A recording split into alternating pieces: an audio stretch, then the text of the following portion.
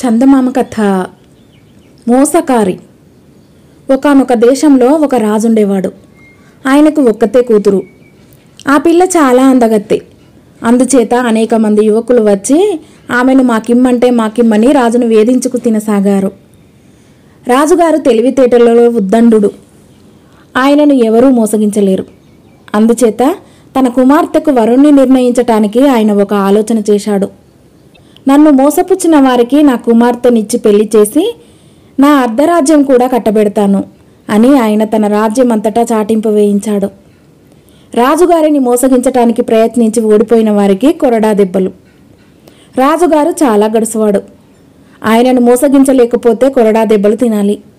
అయినప్పటికీ అందగత్తె అయిన రాజకుమార్తెను పెళ్లాడాలన్న ఆశతో చాలామంది యువకులు వచ్చి రాజుగారిని మోసగించలేక కొరడా దెబ్బలు తిని వెళ్ళిపోయారు.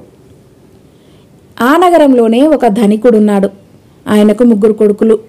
వారిలో పెద్దవాళ్ళిద్దరూ తెలివిగలవాళ్ళు. మూడోవాడు వట్టి చవటలాగుండేవాడు.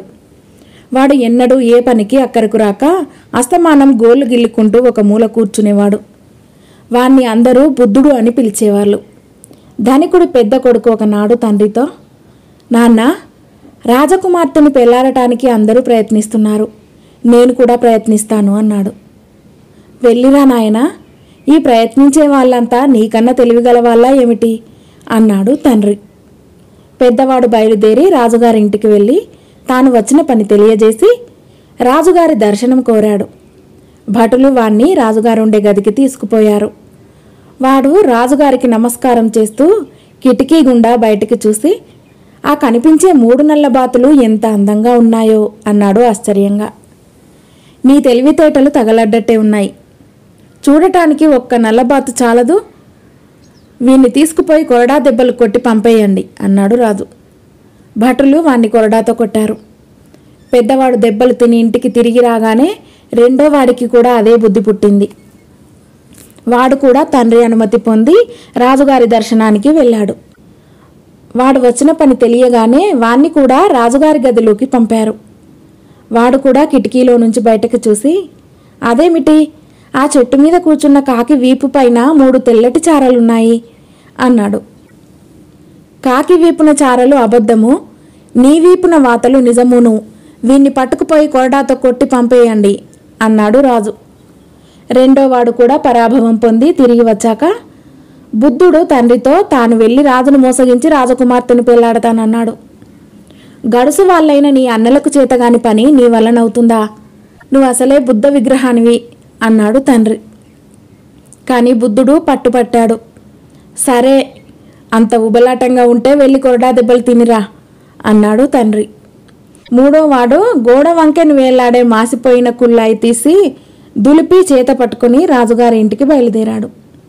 దారిలో వాడికి ఒక అమ్మి నెత్తిన కుండల దొంతరలు పేర్చి పెట్టుకుని కనిపించింది. ఏమమ్మీ, ఈ కుండలు ఎక్కడికి తీసుకుపోతున్నావు అన్నాడు బుద్ధుడు. అమ్మటానికి నాయనా అన్నదామె. బుద్ధుడు వాటి ఖరీదు అడిగాడు. కుండలమ్మే మనిషి 3 రూపాయలు అన్నది. 5 రూపాయలు ఇస్తాను, నేను చెప్పినట్టు చేస్తావా అన్నాడు బుద్ధుడు. ఆమె ఒప్పుకున్నది. ఇద్దరూ కలిసి రాజుగారి ఇంటి దాకా వెళ్లారు. ఏం చేయాలో ఆమెకు బుద్ధుడు వివరంగా చెప్పాడు. ఇద్దరూ రాజుగారి ఇంటి బయట ఆగారు. బుద్ధుడు గట్టిగా, నేను అమ్మను, నాకు కావాలి, ఊరికే నన్ను పీడించకు అని అరవసాగాడు. ఈ కేకలు విని రాజుగారు బయటకు వచ్చి బుద్ధుణ్ణి చూసి, ఎందుకలా పొలికేకలు పెడుతున్నావు? అమ్మటానికి నీ దగ్గర ఏమున్నది అని అడిగాడు. ఈ కుల్లాయి మహారాజా, ఇది మాయల కుల్లాయి, దీన్ని నెత్తిన పెట్టుకుంటే ఎవరినన్నా మోసగించవచ్చు అన్నాడు బుద్ధుడు. ఏది ఎవరినన్నా మోసగించు అన్నాడు రాజు.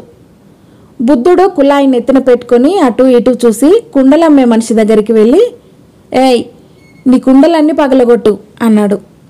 వెంటనే ఆ మనిషి తన నెత్తిన ఉన్న కుండలు ఒక్కొక్కటే తీసి నేలకేసి కొట్టసాగింది. రాజు నిర్ఘాంతపోయాడు. అలాంటి కుల్లాయి ఇతరుల దగ్గర ఉండటం తనకు తన కుమార్తెకు అంత క్షేమం కాదనుకుని ఆయన దాన్ని తనకు విక్రయించమన్నాడు. బుద్ధుడు చచ్చిన ఆ కుల్లాయిని మాత్రం ఇవ్వనన్నాడు.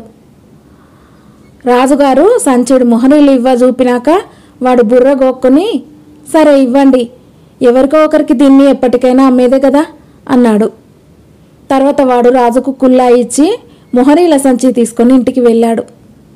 వాడు ఆ డబ్బుతో గొప్ప దుస్తులు కొని వాటిని ధరించి మర్నాడు రాజుగారి వద్దకు వెళ్ళి తమ కుమార్తెనిచ్చి వివాహం చేయించండి అని అడిగాడు. రాజుకేమనాలో తోచలేదు. కుల్లాయిలో మహిమ ఏమీ లేదని, తనను వాడు మోసగించాడని అప్పటికి ఆయన గ్రహించి ఉన్నాడు. చివరకాయన, నువ్వు నన్ను చెప్పి మోసగించలేదు. రేపు ఉదయం మంత్రిని బలాత్కారంగా నా దగ్గరికి తీసుకురాగలిగితే నువ్వు నిజంగా తెలివిగలవాడవని నమ్ముతాను అన్నాడు. చిత్తం అని బుద్ధుడు వెళ్ళిపోయాడు. మర్నాడు మంత్రి తన ఇంటనే ఉండి ఇంటి చుట్టూ నౌకర్లను కాపలా పెట్టి బుద్ధుడు అక్కడికి వచ్చినట్టయితే మెత్తగా తన్నమన్నాడు.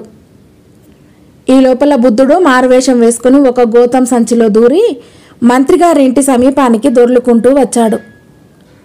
అది చూసి భటులు ఆశ్చర్యంతో సంచిని సమీపించి, ఏయ్, సంచిలో ఎవరు నువ్వు అని అడిగారు. ష్, మాట్లాడకండి అన్నాడు బుద్ధుడు. భటులు ఈ సంగతి మంత్రితో చెప్పారు. ఆయన హడావిడిగా బయటికి వచ్చి సంచిలో ఉన్న బుద్ధుణ్ణి, ఎవరురా నువ్వు అని గద్దించి అడిగాడు. మాట్లాడకండి, ఇది జ్ఞాన సంచి, నాకు అనేక విషయాలు చెబుతున్నది అన్నాడు బుద్ధుడు తాపీగా.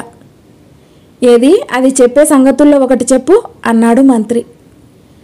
నిన్న రాజుగారిని మోసగించిన దుర్మార్గుడు మీ ఇంటిపైకి 17 యోధులతో వచ్చి పడబోతున్నట్ట ఈ సంచి చెబుతోంది అన్నాడు బుద్ధుడు.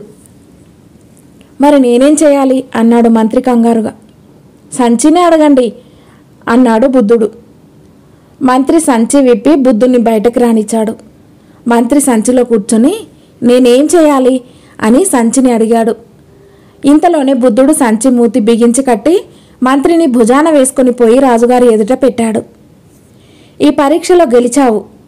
రేపు వచ్చి అంతఃపురంలో ఉన్న నా కుమార్తెను గుర్తించి పెళ్ళాడు. జ్ఞాపకం ఉంచుకో, నా కుమార్తెకు 80 మంది పరిచారికలు ఉన్నారు. వారిలో నా కుమార్తె ఎవరో నువ్వే గుర్తించగలగాలి. నీకెవరూ చూపరు. నా కుమార్తెను గుర్తించలేకపోతే నీకు పెళ్లి లేకపోగా కొరడా దెబ్బలు తప్పవు, తెలిసిందా అన్నాడు రాజు. మర్నాడు బుద్ధుడు ఒక చిన్న సంచిలో ఎలుకను ఒకదాన్ని వేసుకుని అంతఃపురానికి బయలుదేరి వెళ్ళాడు. వాడు వెళ్ళేసరికి 81 మంది కన్యలు, అందరూ ఒకే రకంగా బట్టలు కట్టుకొని నగలు పెట్టుకొని కూర్చొని ఉన్నారు. రాజుగారు కూడా అక్కడే ఉన్నాడు. వీరిలో నా కుమార్తెను గుర్తించు అన్నాడు రాజు. బుద్ధుడు తన చేతిలోని సంచి విప్పి ఎలుకను ఆ కన్యల మధ్యకు గిరవాటు వేశాడు. కన్యలందరూ కెవ్వున అరిచి చిందరవందరగా అటు ఇటు పరిగెత్తారు. కానీ వారిలో ఒక్క ఆవిడ మూర్ఛపోయింది. వెంటనే మిగిలిన వాళ్ళు ఎలుకను మరిచి మూర్ఛపోయిన కన్యకు ఉపచారాలు చేయసాగారు. బుద్ధుడికి పరమానందమైంది. వాడు నవ్వుతూ రాజుగారికేసి తిరిగి మూర్ఛపోయిన కన్యను చూపించి, ఈమె మీ కుమార్తె అన్నాడు. చేసేది లేక రాజుగారు మంచి ముహూర్తం చూసి తన కుమార్తెను బుద్ధుడికిచ్చి పెళ్లి చేసి అర్ధరాజ్యం అతడికి ధారపోశాడు. బుద్ధుడు అందరికన్నా తానే తెలివిగలవాడిని అనిపించుకొని రాజకుమార్తెతో సుఖంగా కాపురం చేశాడు. కథ సమాప్తం.